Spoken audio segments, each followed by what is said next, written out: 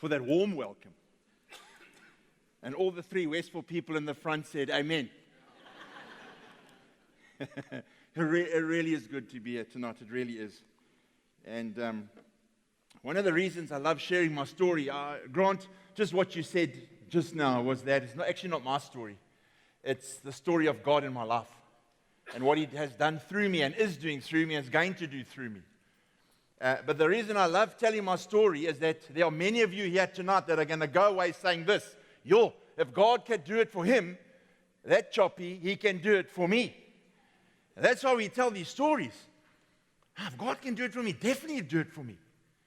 And I heard this quote once about worship. Worship is the dangerous act of waking up to God and to the purposes of God in the world, and then living lives that actually show it. The who, what, and how people worship tells you where they've been, where they are, and where they're going. And so I hope this evening I'm going to be able to convince you of some truths about God. And no matter where you are in your life, God's the same yesterday, today, and tomorrow. I gave my life to the Lord at the age of 16. I met Esty, my wife, at a youth camp. And at the age of 26, we'd been married for 4 years. We were expecting our first child.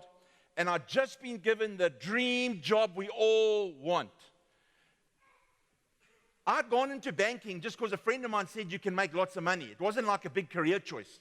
Just like, I can make lots of money, let's go into banking. But at the age of 26, I got given the opportunity of a lifetime. I was asked to come and help start a corporate bank. Now, if you're in banking, you want to be in corporate banking. Because those guys have sports cars, big offices, big salaries, and hardly do any work. I mean, what could be better than that? I was working 6 days a week, 18 hours a day, all in the name of my career and providing for my family. Unfortunately, what happened is that I began to worship the wrong things. I was so successful that I began to believe it's because of me. And so I began to worship my career rather than God. In fact, you could say, at some stage I said, God, I've got it. Thank you so much for what you've done, but I've got it from here. You've got to know there's trouble looming. I literally turned away from God. You see, on Sundays I'd be biblical, and because it was a day of rest, I'd sleep the whole day. Because I worked 6 days a week. Esty and the kids kept on going to church. And I remember years later asking, I said, babe, when you went to church on those Sunday mornings, you prayed for me? She said, yes, I did. I said, well, what did you pray? She said, I prayed that one day the corporate world would give me my husband back. And so at the age of 32, our lives and our kids' lives are going to change forever. We all have those times in our lives where there's this watershed moment. One afternoon, a man came up to me. I was in Durban, and he said, are you Brad Sadler? I'm a friendly guy. I said, yes, I am. How do you do?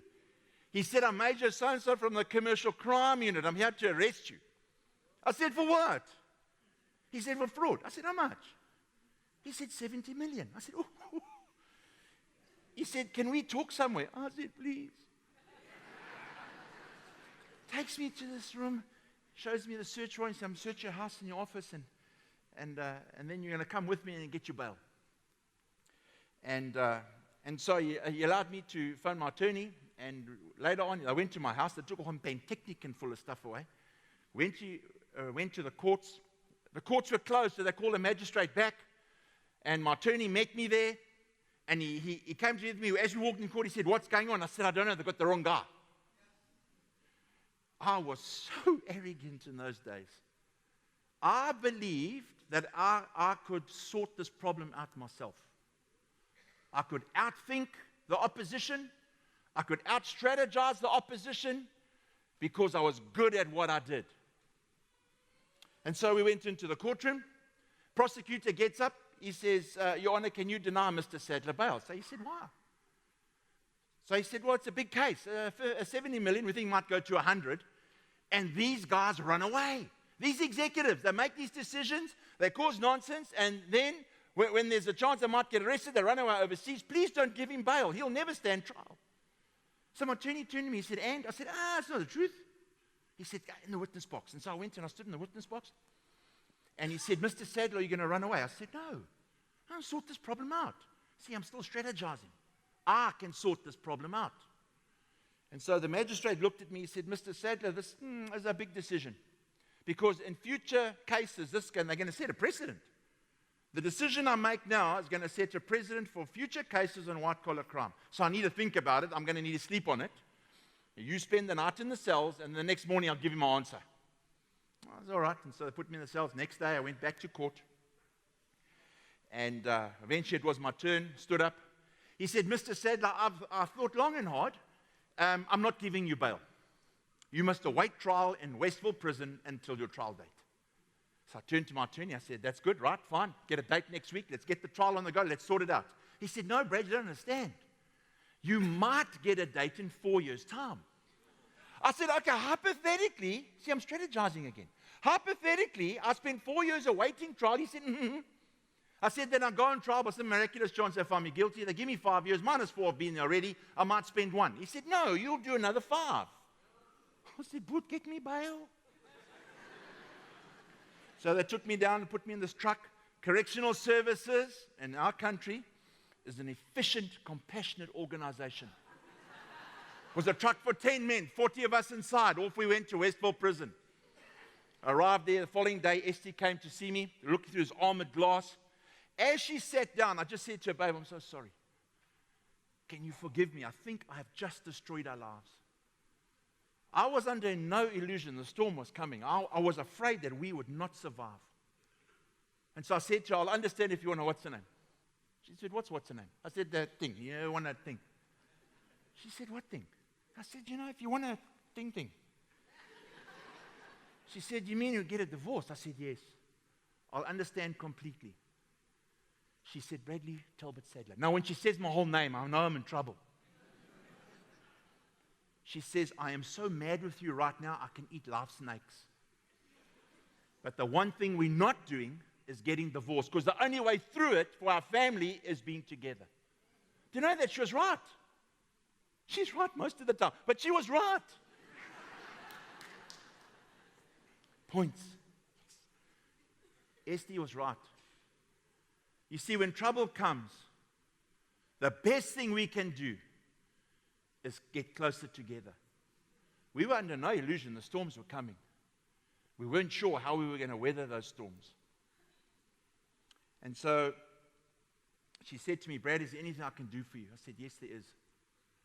In my study, around the top shelf, there's a Bible I used to read. Probably got lots of dust on now. I need you to bring me that Bible. And she said, I can do that. And so I said to her, foolishly, is there anything that I can do for you? She said, yes, I want you to stay alive. I know why she said that. She wanted to kill me herself when I eventually got out of prison. Next day, she brought me that Bible. I will never forget the day. I knelt down on that hard concrete floor.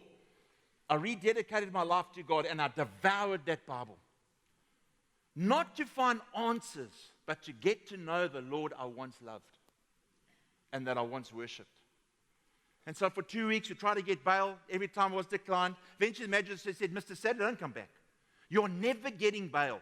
You're going to wait trial in Westfall prison till your trial date. Esty was beginning to go to a home group that was closer to her family's home where she was now staying. And they were praying that somehow God would do a miracle. And so I went back to the prison that afternoon, the warder waiting for me. He said, Sadler, come here. Oh, man, now what? So I walked up to him. He had this little clipboard and a pen. He said, yeah, take a pen. I took it. He said, sign the bottom of this form. I said, I'm not signing anything. That's why I'm here in the first place. He said, you will sign the bottom of that form. I said, wow, what is that? He said, no, it's your request to go to isolation. I said, what? He said, isolation. I said, what's that? He said, there in the back of the prison. Oh, it's tiny little cells. They really are small. We're going to lock you up for 23 hours out of every 24. What we'll do is we'll let you out in the morning for half an hour under armed guard to have some breakfast. And then we'll lock you up again. And then we'll let you out at lunchtime for half an hour under armed guard to have a little bit of lunch. We'll lock you up again. I said, why are you doing that? He said, you know why. In that 2 weeks, 2 guys had tried to kill me. Now you can see they weren't very successful, but they tried to kill me. He said, you're going to arrive alive at your trial. And so off he went, put me in these tiny little cells. They're in the back of the prison. I was like, Lord, what is going on? And so there, our second cell from the end, there was a chap at the end, he's in the very last cell. And as I said, I am really a friendly guy no matter where I am. And so when I went, I said, hi, my name's Brad. He said, how do you do? I said, my name's so-and-so. He said, Brad, why are you here? I said, I got arrested for fraud. He said, how much? I said, about 70 million. He said, where's the cash? I said, there's no cash. I signed these forms. I broke the law. There's no money. I didn't steal any money. He said, no, that's a pity. I said, why are you here? He said, no, I'm a wholesaler. I said, what do you wholesale? He said, Mandrax. I said, you're a drug dealer. He said, no, I'm not. I'm a businessman. I'm not a drug dealer. I'm a businessman. He said, and anyway, I'm not here for selling drugs. I said, why are you here? He said, a guy owed me lots of money and couldn't pay. And so I shot him point blank in the head with my 9mm. The police have got 2 witnesses that saw me do it. I'm here for premeditated murder. Oh, I said, great. This guy had a gift. He could look in your eye and your life disappeared before your eyes. He was the scariest guy I've ever seen in my life. And so he says to me, Brad, do you know prison's a dangerous place? I said, you're telling me. He says, wherever you go, I'm going to go. I said, you don't have to do that. Then he gave me that look. I said, it's fine. You can come with me.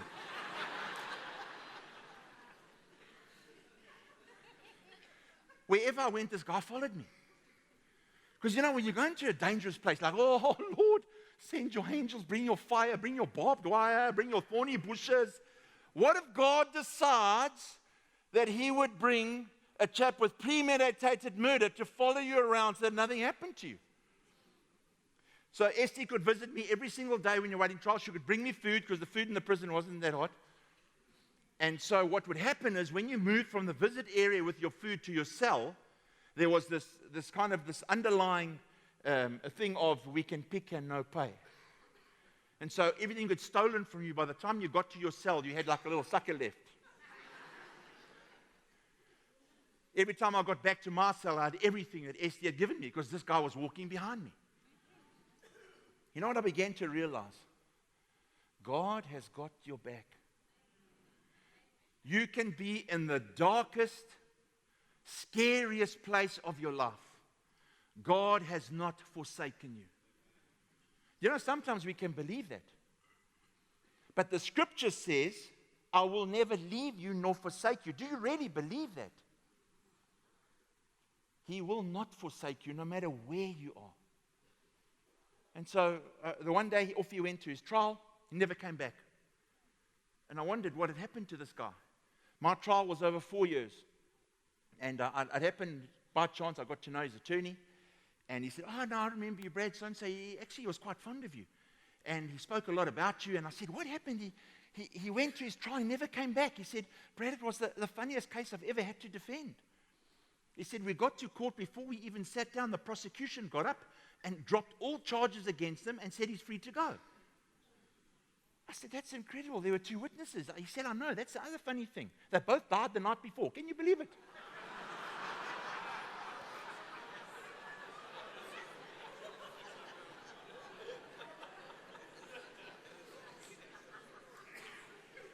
I've never met him since. I eventually was given bail. After 6 weeks, I was released. My attorney had come to an agreement with the state, and they said, no, we'll give your client bail. I was given bail of 200,000 rand. I couldn't leave the area I lived in, report to the police station twice a day. No airport, no harbor. And I appear in court 4 months later. I was released on a Tuesday. And on the Thursday, Esty had been attending a home group. And she said, Brad, our home group have been praying for you. The attorney said there was no chance you were going to get bail. We prayed that God would do a miracle and he had mercy on you. And you were given bail. Would you like to come and meet those in the home group? I said, I'd love to. And so that Thursday night, I went with Esther. We went to the home group. And the home group leader forgot to tell the home group what had happened to me. And so I was sitting there. The chap comes up to me and says, hey, Brad, how's it, man? My name's so-and-so. I said, oh, good to meet you. He says, Brad, what do you do for a living? I said, I just come out of prison. He said, you must be so hungry. Come on, Brad.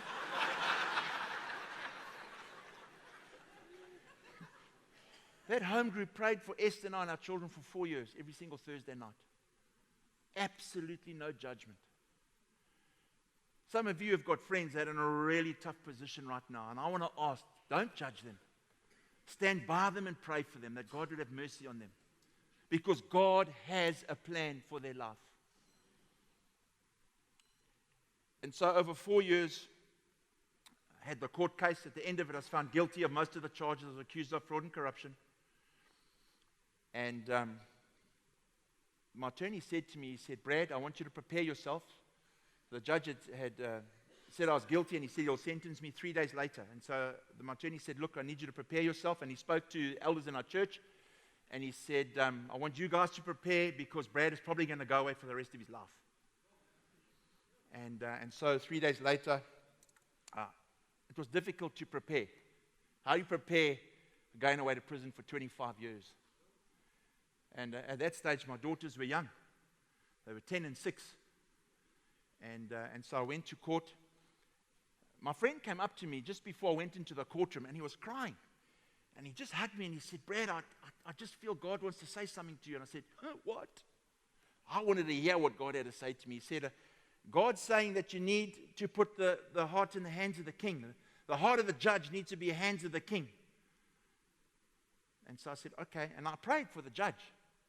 It's like, this guy's going to send me away for the rest of my life, but I'm going to pray for him. And I just prayed that God would have mercy on me. I knew what I'd done. And these were the consequences. And so I walked into the courtroom. My attorney was there. He was laughing. It's like, and he said, you're the luckiest man alive. I said, luck's got nothing to do with it. What's the problem? What's going on? He said, I'll let the judge tell you. So the judge came in. I stood up. He said, Mr. Sadler, I'm not sending you to prison because you didn't steal any money. He says, you put the bank at risk. They could have lost that money, but they didn't. He says, they trusted you, and you broke their trust. He says, so I'm going to fine you severely. I'm going to fine you 500,000 rand. If you can't pay the fine, you don't want to pay the fine, you're going to go to prison for 5 years. On top of that, you're going to serve 1,000 hours community service at a local hospice for terminal cancer patients. You're going to be the maintenance man 8 hours every Saturday. If you miss 1 second or you don't want to do the 8 hours, you're going to prison for another 5 years. You choose. I said to my attorney, I love the fine and community service. I don't have 500,000 rand. We spend everything just to get to court. He said, Brad, your family have come to speak to me. They don't want you going to prison. And so they've sold some things and they've raised the money and they give you a loan. You're going to pay the fine. A moment like that, you realize, family are so important. Draw close as family. You know when crisis comes, families do one of two things. They either run for the hills or they gather close. I want to encourage you this evening to be the latter. Gather close. Esther's family and my family just gathered around us. And it was comfort to us. So I paid the fine, did the community service, and the state appealed. They said, no. This little slap on the wrist for white-collar crime must stop. I said to my friends, can you believe it? I'm going to prison as well. They said, Brad, you must relax. You stress far too much. You can't have paid the fine and done the community service and go to prison. Did you pay the fine? I said, I paid it. They said, did you do the community service? I said, I've done all the community service. They said, I can't sentence you twice. And they're right. In our country, you can't be sentenced twice for the same crime. Until one morning, its phone rang. It was my mom. She's crying on the phone. I thought, who died? She says, my boy. I'm like, Ma, what's going on? She says, the newspaper. I said, what about the newspaper? She says, your picture's on the front page. Well, I was used to it being there. They'd written so many articles about me. She says, and they say you're going to prison for 4 years.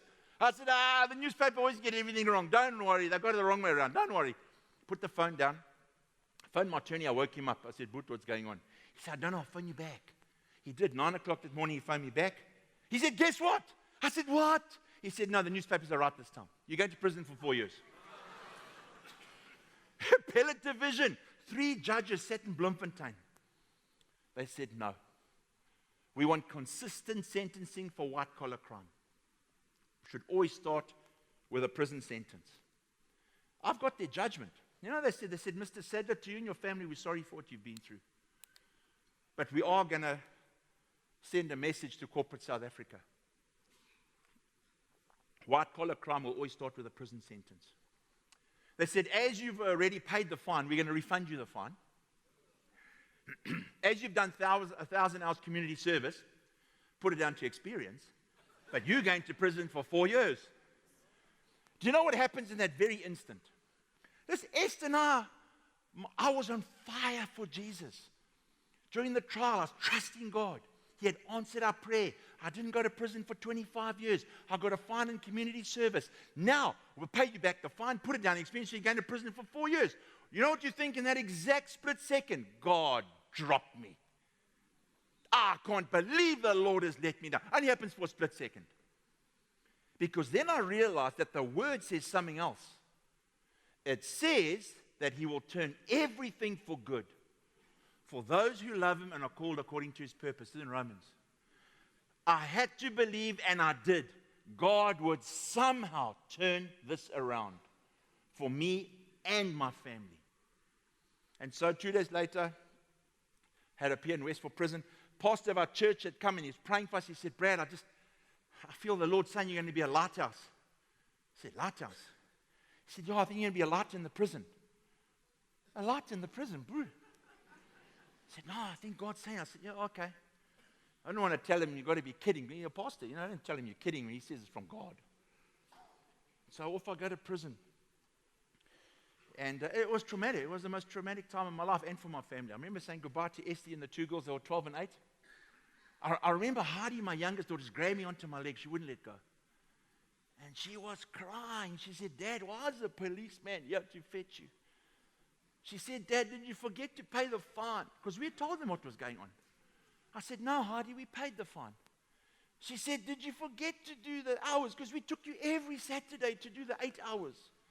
I said, Heidi, I did all the hours.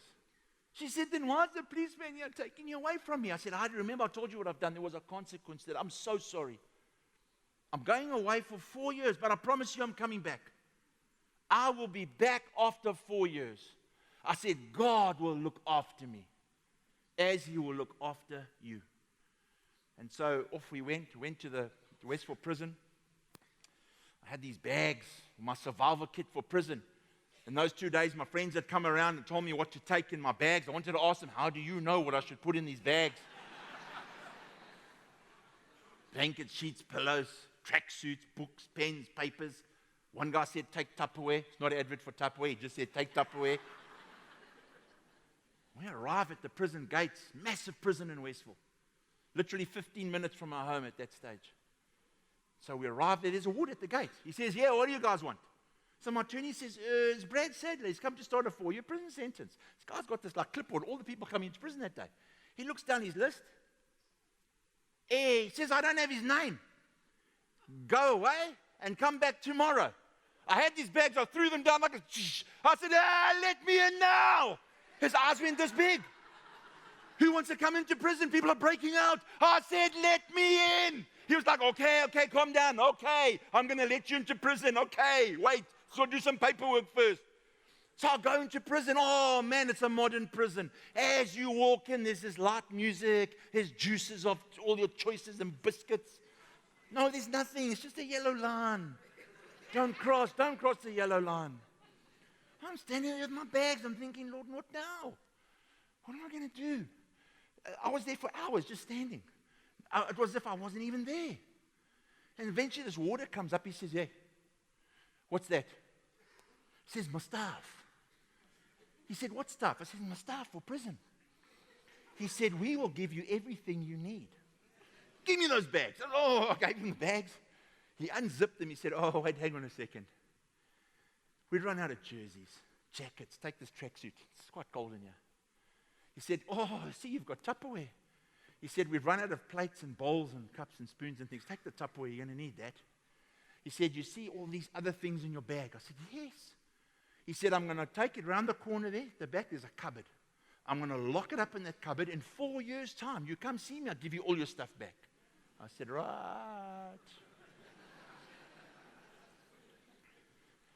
Put me in a communal cell. Cell was designed for 20 men, 69 of us in that particular cell. There's no bed for me. I had to sleep on the floor with a blanket. Only a certain number of beds, but I went on the bed list. As you walk in the cell, there's a list. You put your name on your bottom as you're the new guy in. As guys are released, die, or escape, so you go up the list. I was like, okay, I'll get used to this. 6 weeks in the prison.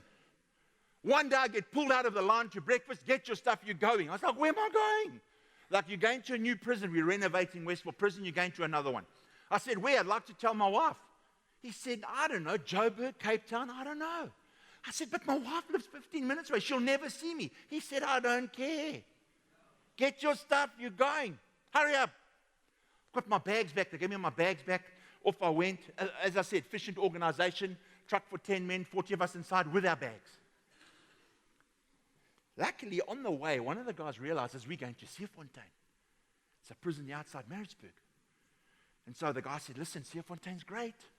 He says the gangs are underground. Now, there's gangs in the prison. They all got numbers, 26, 27, 28, ones. And if you want to join a gang, you've got to stab some oak and make him bleed all over the floor in the dining hall. I don't know why the dining hall. Come on.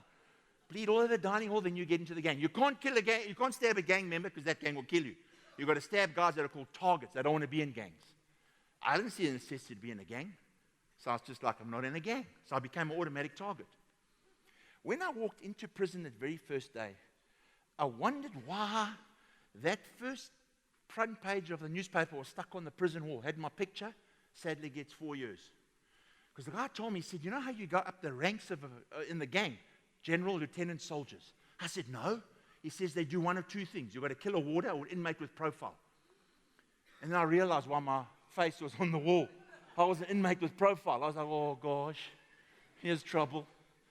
And so we go, all the targets walk around in groups of like 10 or more, so the gangs won't mess with you. The guy said, listen, gangs underground, Seerfontein's a great prison. Farm prison. Huh? Farm. He says they grow vegetables. Forget all that rotten cabbage at Westfall, not going to happen. He says they've got cattle. Cattle? He says, yes. You're going to get meat, the stuff that floated at Westfall that they said was meat. I know, you're not getting that anymore. You're getting proper fresh meat. It's like, this is great. We arrive at that prison middle of the night, open these doors of the truck. We get out with our bags. They said, welcome to Seerfontein. We haven't got any blanket sheets or pillows. Sorry about that. The uniform you got on is going to have to do for a while. We run out of uniforms. We haven't got any jerseys or jackets. We apologize for that. We haven't got any plates, bowls, cups, or spoons. We're really sorry about that. You can keep your bags. Do you know what I realized? Everything I needed for Seerfontein was in those 2 bags. You see, you would say, oh, Lord, where's your provision? No, his provision is always there at the right time. So I went into the cell. This cell was much better, had a lot more room. Only 65 of us in the 20-man cell. Go to breakfast the next day. You know, my friend was right. That Tupperware was really useful. It really was. I bought that of it twice a day and ate out of it twice a day for about 8 months. It was really cool. Yeah, it was right. And so after breakfast, I thought, you know what? I can't sit on my bed for 4 years and watch TV. Surely there's something I can do with my life. You see, this is the truth for you and I. God's gifted every single one of us to make a difference, no matter where you are. Oh, Lord, wait, when I'm out of here, then I can do your work. Oh, Lord, wait, it's not perfect yet. Timing's not. Wherever you are, God has gifted you to impact his kingdom. So I go up to the education department. There's a warder there. I said, hi, my name's Brad Sadler. He said, yes, what would you love? I said, can I help the guys? He said, you want what? I said, no, I want to help the guys. He said, what do you mean? I said, well, are there some guys studying BCom? He said, yes. I said, I've done accounts. I've done business science, economics. I said, I studied through the graduate school of business and got a degree. I said, and I'd like to help them. He said, that's incredible. He said, that'll be great. We have some guys that are battling. Thank you so much. As I was walking off, he said, oh, wait, hang on a second. Why are you here? I said, no, 4 years for fraud. He said, hey, you're not doing accounting, business science, economics. He said, you must teach something else. You see, right there you can say, Lord, nice one. I bring my gift, kick to touch. Oh, you got more to offer than you realize. I did. I realized, oh, wait, hang on a second. We had started a computer company for the 4 years of my trial. I couldn't get work. Started a computer company, became very successful. I said, I'll tell you what, can I teach some inmates how to repair computers and to assemble them? He said, yes, you can. So I sat on my bed for a week. I wrote this course out, gave it to him, sent it off to head office, came back, said, do it. I phoned S, all my friends in the church. I said, guys, I need broken computers. And so truckloads of broken computers arrived. We started this course. I said to the head of the education department, I said, could I train gang members and non-gang members? He said, no. Because if a gang member and a non-gang member gets in the same room, someone's going to get stabbed or die. You can teach non-gang members. You're a non-gang member, you teach non-gang members. I said, please. I believe people deserve a second chance. In the case of some of these guys, 7th, 8th, 9th, 10th, 11th chance. But I just feel I want to help these guys. He just harassed them so much. He said, no, you can't. No, you can't. Eventually he said, fine. But if anything happens to anyone in your classroom, you personally will bear the responsibility. I said, that's okay. Put up the advertisements on all the walls. All these guys came, gang members and non-gang members. We had 2 rules in that classroom. I'll never forget. Every time we came and we said, there's 2 rules in this classroom. There's 2 rules in the classroom. Rule number one. You want to change your life? Dedicate yourself to study. Yeah. Rule number 2. You feel the urge to stab anyone? Do it outside. No one ever got stabbed in the classroom. It was amazing. 2 weeks after I start this course, there's gang members and non-gang members just wanting to have a different life after prison. I'm standing outside in the courtyard. The general of the one gang comes and stands next to me. I didn't even see him come and stand next to me because I would have run a mile. I'm a target. He's a general of a gang. He didn't get there by the democratic process. He got there by killing people. So I'm standing there. Oh, the Lord is good. Kumbaya. He says, Brad, how are you? I'm like, Kumbaya. Ah! I said, I'm fine. He said, I want to thank you. I said, for what? He said, no one's ever helped the gangs in this prison. And so I want to thank you for what you're doing. He's changing my boys' lives. I said, no, it's fine. It's okay. I don't mind. He said, so I want to do you a favor. I said, what favor? He said, I gave the word this morning. Gave the word. Whole prison. 1,600 men in this prison. Heard it from my mouth. I said, what's that? He said, I told them, anyone touches you, just like I'm going to kill them. I said, no, don't do that. Don't do that. I want you to go back. Tell them, made a mistake. I don't know. I'm not here. I'm here for fraud, not accomplice to murder. Go back. Tell them, listen, no mistake. He's a target. Stab him, kill him, assault him. It's okay. He said, I gave my word, and he walked off. I was like, oh, Lord, now what? What am I going to do? Do you know that from that second on, I could walk anywhere inside that prison. That afternoon, one of the guys in our corridor comes to me, runs up, bangs on my cell door. He says, Brad. I'm like, what? He says, the gangs have given you a name. I said, big deal. He says, no, you don't understand. They're calling you the White Mountain. I said, the what? He said, they're calling you the White Mountain. I don't understand it. It's a term of respect in the gangs. And you didn't kill anyone. And then I remembered that pastor's words. You'll be a lighthouse inside the prison. The White Mountain. Isn't God good? He speaks life into our lives. But will you believe it? I was like, okay, I'm the White Mountain. Inside that prison, even the warders couldn't believe what had happened. They knew something had happened. Because every time new guys were brought to the prison, they would call me over the intercom system to come and meet these guys at reception and take them to the telephones, which were located in the gang-controlled part of the prison. They knew as long as they were with me, nothing would happen to them. See, God's hand is on your life no matter where you are. God's hand is on your life. I just began, day by day, to see that God's hand was on my life. I make no bones about it. Prison is a dark place. But in the darkness is the light. David says it in Psalm 139. Night is as light to you. Even the darkness cannot contain God's light. Eventually I was released. I was released early.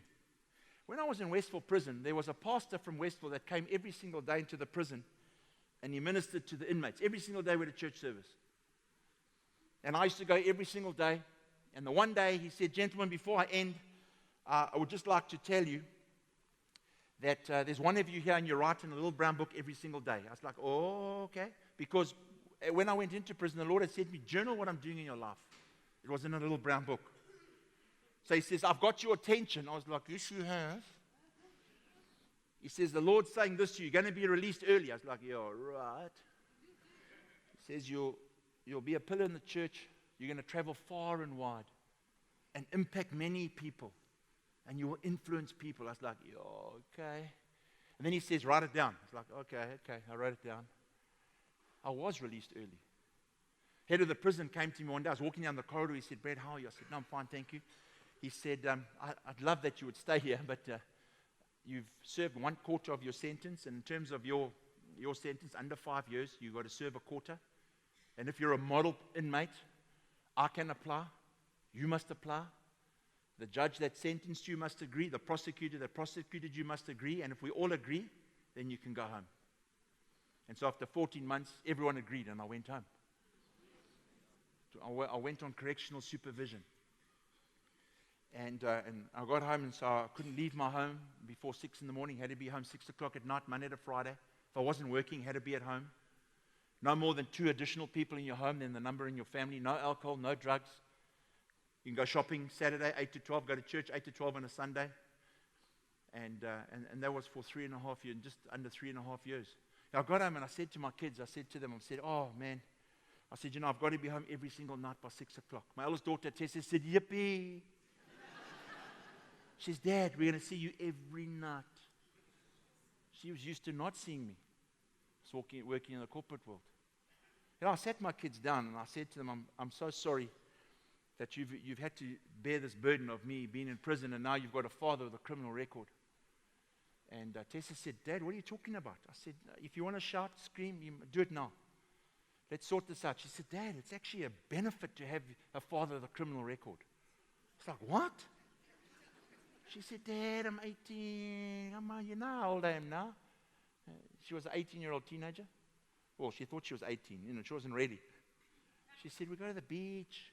We're lying there suntanning. These surfer boys come along. Hello, honey.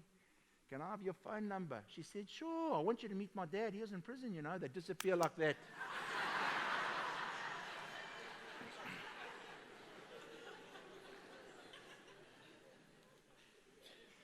For 14 months, I'd been in prison. People see my life today, like, Brad, come on, you're married to the same woman. I said, I know, she's so gorgeous. Both your kids are married. I said, I know. Both your son-in-laws are afraid of you. That's a good thing. I was like, no, they're not. But for 14 months, I'd never seen a sunrise or a sunset. There was a change coming out of prison. For 8 months, I never actually saw that little ball in the sky, the sun. I never saw it for 8 months. For the last 9 months of my sentence, I'd been locked up and alone in a cell for 16 hours a day. And I could only see my family for 45 minutes once a week. There were some adjustments to make.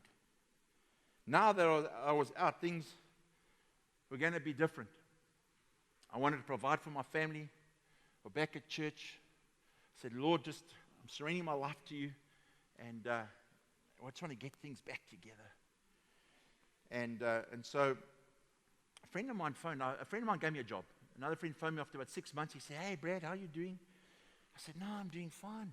He said, I wonder if you can help me. I said, well, with what? He said, there's this massive conference in the Drakensberg.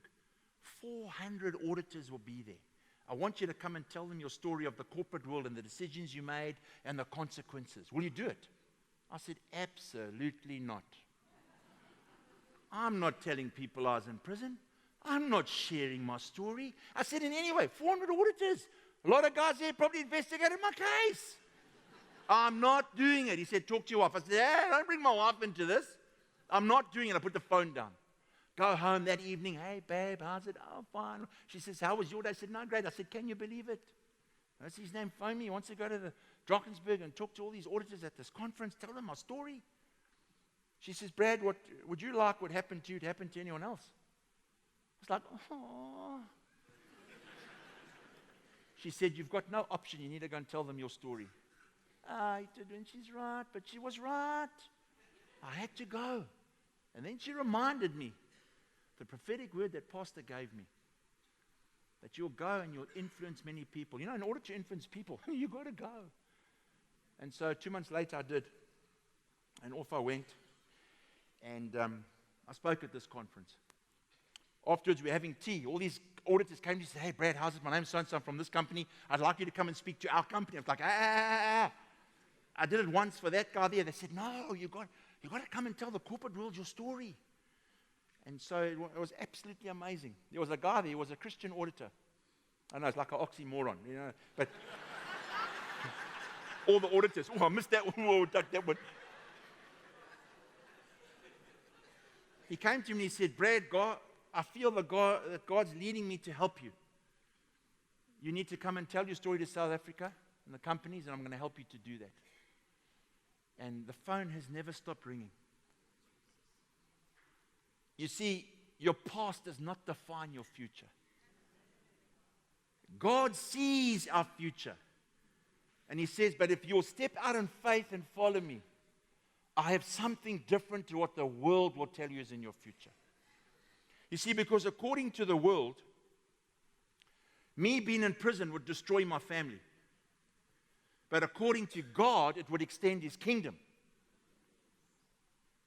Therefore, if anyone is in Christ, the new creation has come. The old is gone, and the new is here. 2 Corinthians 5:17. I was like, okay, Lord, what do I do? And so I began to get these phone calls all over South Africa and for companies. Come and speak to them. I was like, whoa, God's doing something with my life. This is great. I said, Lord, can we go a little bit further? Like Namibia and Botswana. I started getting invites from Namibia, Botswana. Then one day I get a call from the Attorney General of Lagos in Nigeria. I was like, whoa, Lord, not so far. Pull it back. Pull it back.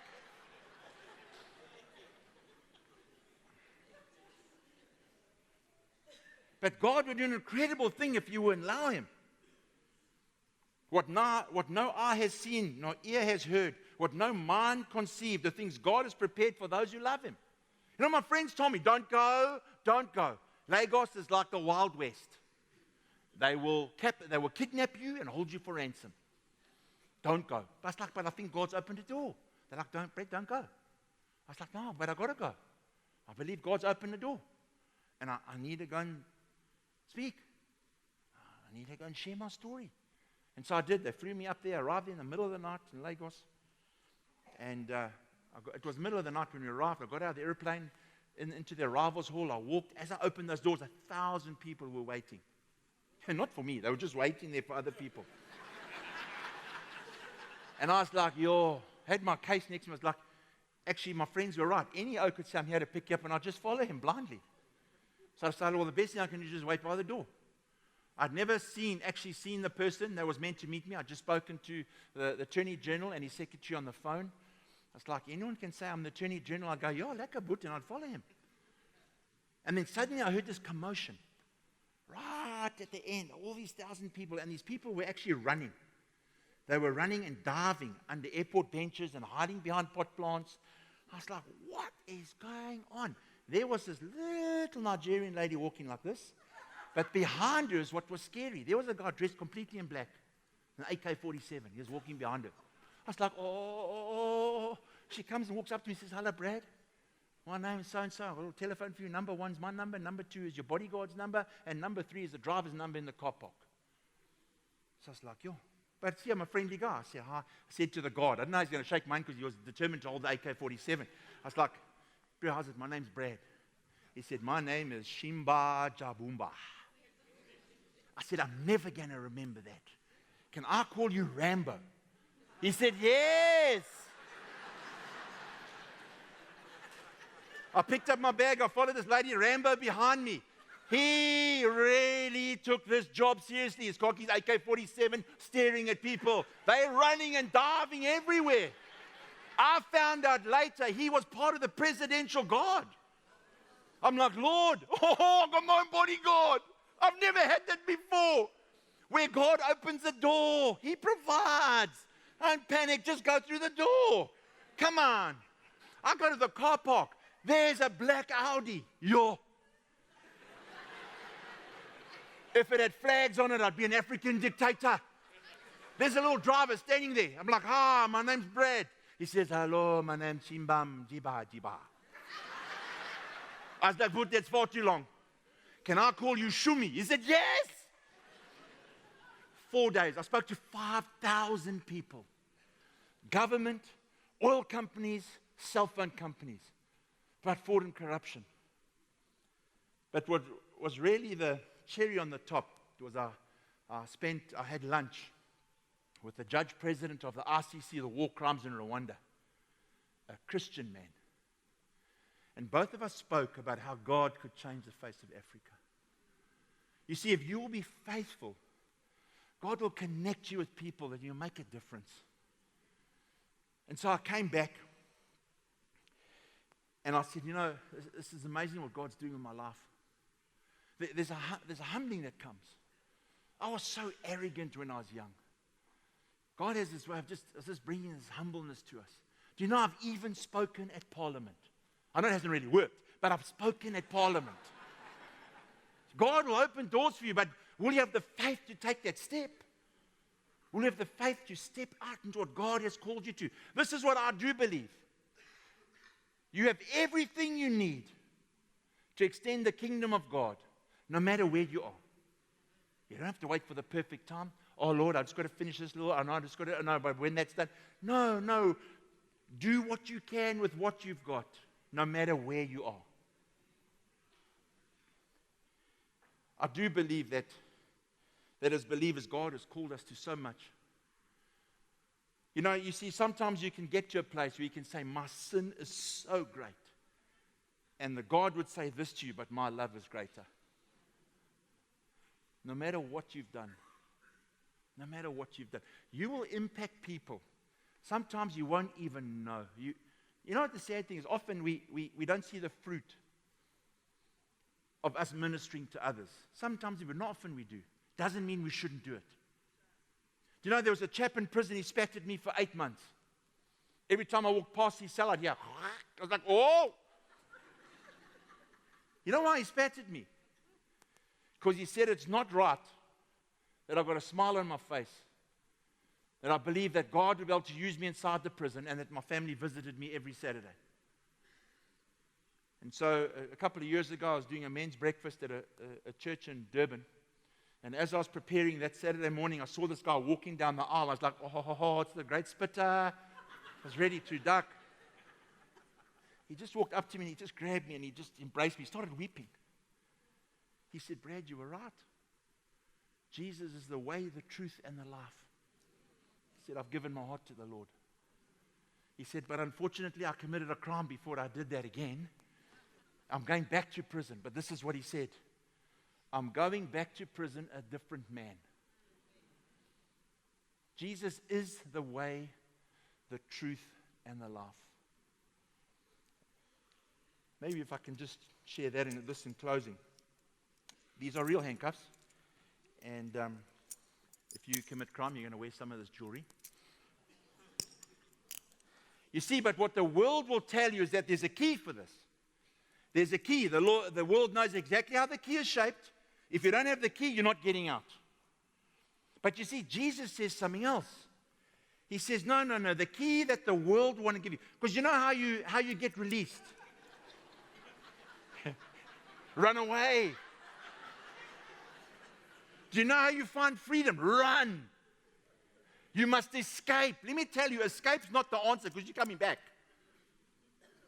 No, there's a key. We know the key. The key is make more money. Yo, you need to work more. Oh, hang on, that decision. It doesn't matter if you just do that. You see it, no one will know. No, it doesn't matter. But Christ comes, he says, no, hang on a second. There's a different key. No, but without the key, Brad, you're never going to get out. I said, no, but there's a different key to this. It's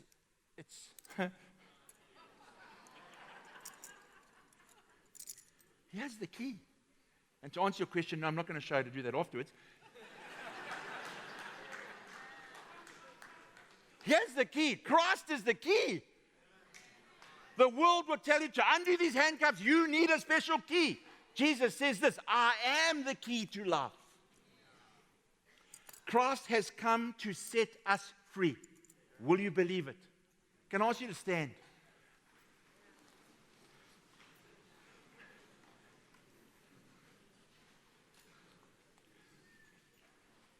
I'd like to pray for you this evening. One of my passions is to see people set free. I was in a physical prison, and I was released. But often I see people in a prison, not a physical prison, but they are shackled. And many people have a life sentence because they're shackled that way. And so this evening, I want to pray for those of you who you're feeling, Brad, I feel like I'm in the darkness. And I want to say to you, but Christ is the light. And will you trust in Him to be the light? Yeah, but Brad, I don't know. Will you trust in Him to be the light? My sin is great, but His love is greater. And so, Father, I pray for those that are here this evening that just feel that they've been shackled. I pray, Lord, in Jesus' name, would you release them? Would you unburden them, I pray, in Jesus' name? Father, where they feel there's darkness over their lives, would you be the light? Right now, Father, I pray, would you come and shine? Let your light shine in their life. We know, Lord, your word says you are hope. I pray you bring them hope this evening in Jesus' name. There's some of you right now that you haven't surrendered your life to Christ. As my friend, the great spitter, came to this revelation, Jesus is the way, the truth, and the life. And so I wonder if that's you right now. Say, Brad, I surrender my life right now. If that's you, can just lift your hand. There's some people that bring you a little gift. They're going to bring you something and they're going to pray with you. If that's you, just lift your hand. Say, Brad, I want to surrender my life right now. They're going to come and they're going to pray with you. Amen.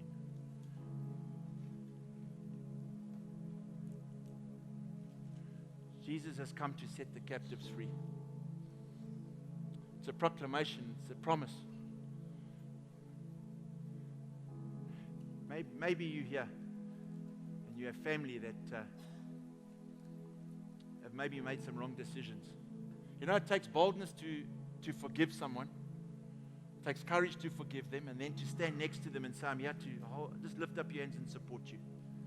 Father, I pray for those here right now, and I just pray, Father, that you'd give them strength to stand by those friends and family that have made mistakes. But Lord, you're the God of second chances, third, fourth, fifth, sixth, and seventh chances. I pray, Father, that they would know the love of Christ. Oh, Lord, you're a good God.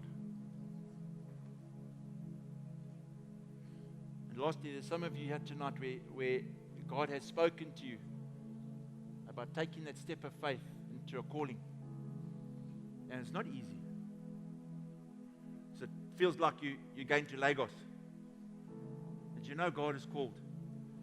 I want to pray that you would take that step of faith, because the kingdom will be extended to the glory of God. I pray, Father, for those who just need the courage to take that step of faith. I pray, Father, that as they take that step, as you say that your word is a lamp unto our feet, Lord, would you guide and lead them? And I pray, Father, that they would take your kingdom far and wide. Impact the world to the glory of God. Amen. God bless you all. Thank you. God bless.